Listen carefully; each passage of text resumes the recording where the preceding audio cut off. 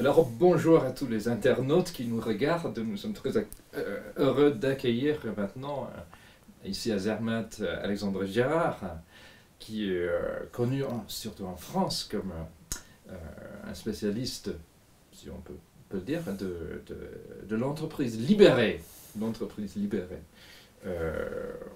Bon, déjà, c'est un terme qui exige peut-être une petite explication. Effectivement, l'entreprise libérée, c'est un terme qui a été popularisé par Isaac Getz dans son livre Liberté et compagnie. En fait, il désigne toutes les entreprises qui essayent de mettre la confiance et la liberté au cœur de leur organisation. Alors vous appeliez ça entreprise libérée, Opal, TIL, humaniste, plate à pyramide inversée, 2.0, 3.0, c'est pas vraiment le sujet.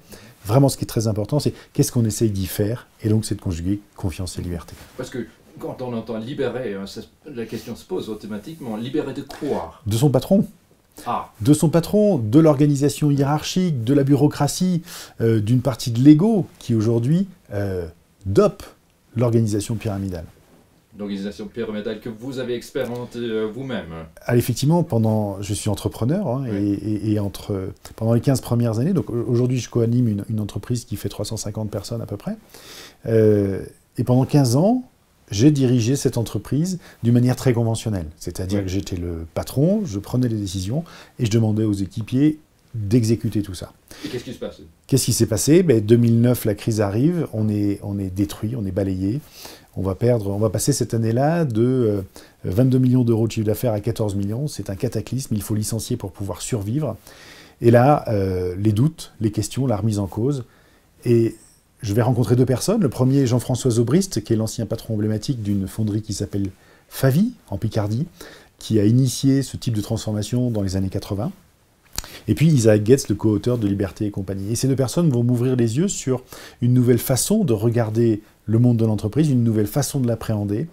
Et ça a été le début d'un long chemin, un chemin qui a plus de 7 ans désormais, que nous tentons de construire sur ces préceptes. Et sur le plan pratique, qu'est-ce que ça a induit comme changement de pratique? Ça induit énormément de changements de pratique, puisque on va considérer finalement que dans ce type d'organisation, finalement que le travail n'est pas une problématique ou quelque chose que l'on évite, mais plutôt quelque chose qui est naturel. Et le patron, plutôt que de décider, en fait, va plutôt être comme un jardinier dont l'objectif est de créer les conditions pour permettre aux équipes de grandir.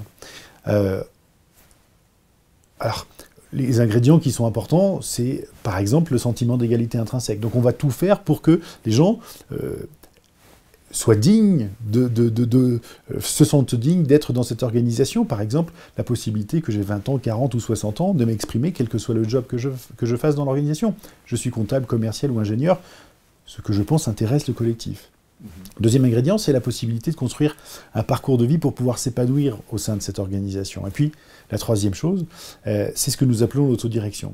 Le fait que, comme la confiance est au cœur de l'organisation, je vais pouvoir prendre toutes les décisions que je souhaite pour servir le projet collectif, sans avoir besoin de demander l'accord de mon chef ou de répondre à la procédure 414. Voilà. Parce que je crois que vous êtes plutôt de l'opinion que les règles conventionnelles qui sont appliquées dans le business sont faits pour les malfaiteurs, en quelque sorte, non? Alors, effectivement, ce que j'ai fait pendant 15 ans, hein, c'est pendant une quinzaine d'années, à chaque fois que quelqu'un ne jouait pas le jeu de l'organisation, je le sanctionnais, mais surtout, je mettais en place une règle qui s'appliquait à tous, une note de service. Et finalement, je n'avais pas compris à l'époque que, à chaque fois que je créais cette nouvelle note de service, c'était comme un barreau que je rajoutais aux fenêtres de l'entreprise. Et c'était devenu finalement une prison, limitant complètement les capacités d'agir de l'entreprise. La deuxième erreur que j'ai faite pendant 15 ans, eh bien, c'est le fait de confisquer le pouvoir. Parce que finalement, j'avais une petite dizaine d'entreprises dans l'organisation, et finalement, à quoi ressemblaient mes lundis? 10 entreprises, 10 heures de codir. Et pendant ces heures, je prenais les décisions et je les faisais exécuter. En confisquant le pouvoir, finalement, je nous privais de notre plus belle richesse. Et qu'est-ce que c'est notre plus belle richesse? C'est l'intelligence collective de l'organisation. Imaginez si on peut décider non pas à 1, mais à 30, ou à 300, ou à 3000, c'est d'une puissance redoutable. Et en fait, moi, je nous ai privés pendant une quinzaine d'années de notre intelligence collective. Voilà. Alors tout ça, c'est le passé, et puis on essaye de construire ce nouveau chemin. Parce que j'imagine les objections, que les gens vont dire, non, mais si on fait ça, c'est l'anarchie, c'est vraiment les directions par comité, non, mais c'est pas possible. Est-ce qu'il y a des limites à ce genre d'exercice? Alors, déjà, il y a un cadre du jeu. Le cadre du jeu, c'est la vision et les valeurs. La vision, c'est où on va, et nous avons ensemble co-construit notre projet collectif. Notre vision d'entreprise, c'est engager ensemble pour un monde meilleur. Ça a été co-construit par tous les équipiers. Ensuite, il y a des règles du jeu, qui sont des règles très puissantes. Nous avons des valeurs, quand nous appelons nos valeurs, nous avons 4 valeurs. Je peux vous les citer si vous voulez. C'est la performance par le bonheur, cultiver l'amour du client, équipe respectueuse et responsable, ouverture d'esprit, esprit d'ouverture. Ces 4 règles, qui elles aussi ont été co-construites il y a déjà plusieurs années, sont devenues les règles du jeu. Et ça permet quoi? Ça permet simplement au collectif de pouvoir lui-même se réguler. Voilà. Donc finalement, il faut bien comprendre qu'une entreprise libérée, c'est tout sauf l'anarchie. C'est au contraire beaucoup plus d'organisation, sauf que l'organisation, elle est co-construite par les équipiers de l'entreprise. C'est-à-dire que le sentiment de responsabilité est complètement différent. La liberté plus la responsabilité va permettre de pouvoir développer plus de bien-être et plus de performance en conséquence. Mais pour tous ceux qui ont participé à cette expérience, est-ce qu'il y en avait des gens qui étaient dubitatifs ou qui étaient carrément opposés? Alors, d'opposés, non. Dubitatifs, énormément, puisque finalement, le frein à la transformation d'une organisation comme celle-là, qu'est-ce que c'est? C'est le patron. L'ego du patron. Il faut bien rappeler une chose, c'est que finalement, le système actuel, le travail collaboratif est naturel, mais pas culturel. Prenons un exemple très simple. Quand les enfants rentrent à l'école, très vite, ils sont notés. Comme ils sont notés, ils sont classés. Comme ils sont classés, on est dans une logique de performance individuelle. Et finalement, après, on rentre dans des écoles qui vont passer leur temps à nourrir nos égos. Vous avez fait telle école, donc vous êtes super fort, vous êtes super beau, etc., etc.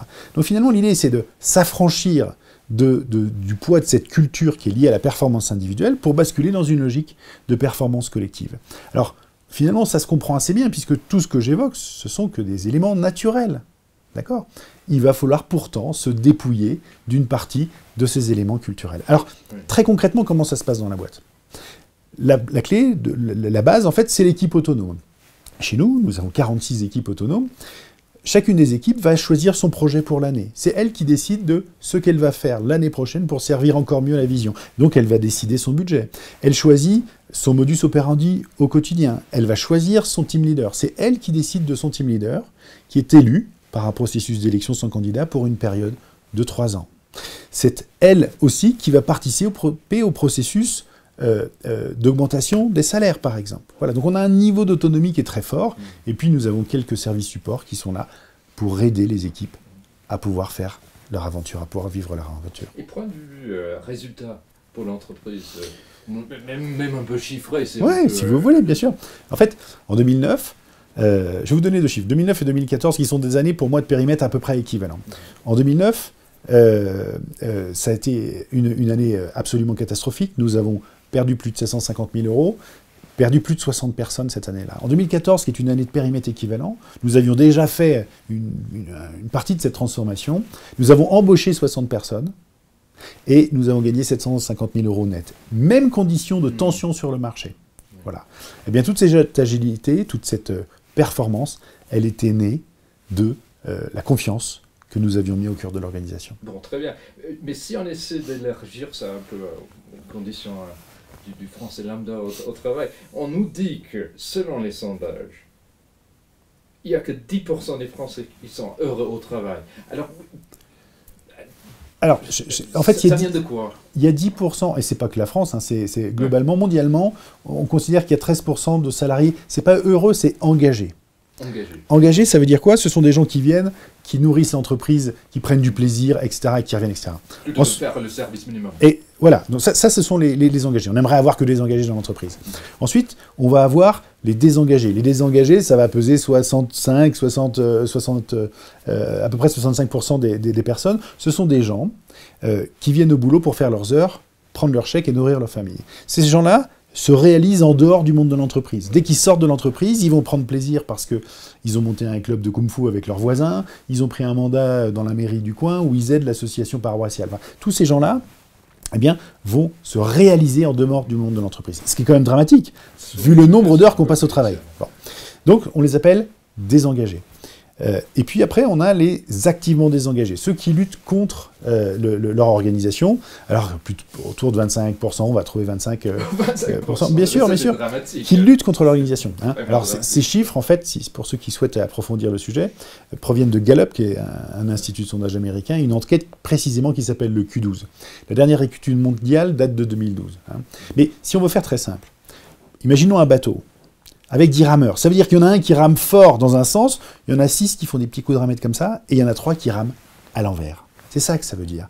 Et là, c'est le fruit de l'organisation conventionnelle, l'organisation pyramidale. Qu'est-ce que c'est qu'une entreprise libérée si on va la traduire en chiffres par rapport à ce premier exemple? Isaac Getz nous dit que c'est une entreprise dont la majorité des équipiers a la liberté, la responsabilité, etc. La majorité. La majorité, ça veut dire 51. Si à côté de ce premier bateau, on met un deuxième bateau, il y a déjà 5 personnes qui rament fort dans un sens, même s'il n'y a que 5 personnes après qui font des petits coups de rame, le match est déjà joué. C'est clair. C'est terminé. Donc finalement, on ne va pas chercher à avoir que des personnes engagées. Notre boulot en tant que jardinier, c'est juste de créer les conditions qui vont faire que peut-être plus de personnes vont s'engager. Et si plus de personnes s'engagent, l'entreprise devient plus intelligente, plus agile, plus adaptable et donc plus performante. Et vous trouvez des échos dans le monde du business par rapport à ces idées? Alors, ce qui est incroyable, c'est qu'il y a un développement de ce mouvement qui est absolument très important. Je peux parler surtout celui de la France que je côtoie beaucoup. Des centaines de PME se sont engagées. Mais ce qui est très amusant, c'est qu'aujourd'hui, tous les grands groupes français ont en leur sein un hacker. 1 ou 2 ou 3 hackers, qui sont des gens qui disent il y en a ras-le-bol, on ne veut plus du système pyramidal qui démontre ses limites tous les jours, et on a envie d'essayer de construire autre chose. Alors ces hackers, ils ont des équipes de 300, de 1000, de 10 000 personnes ou de 15 000 personnes, et ils font des choses incroyables. Donc tout ça, c'est vraiment, pour moi, un signe, et c'est le pari que je prends, c'est que dans moins de 5 ans, le monde global de l'entreprise s'engagera vers des organisations de confiance. C'est-à-dire qu'il y a un changement de paradigme. Exactement. Depuis ce matin, on évoque l'ancien monde et le nouveau monde, hein, qui sont en train de se croiser et qui s'entrechoquent en ce moment. Oui. Ben, je suis convaincu que les organisations de confiance, les entreprises libérées, sont un ingrédient de l'émergence du nouveau monde. Et la bonne nouvelle, c'est que même des caisses de la sécurité sociale, aujourd'hui, même des villes, se sont engagées dans la réinvention de leur organisation. Et ça, c'est un bonheur absolu. Absolument. Merci bien. Avec plaisir.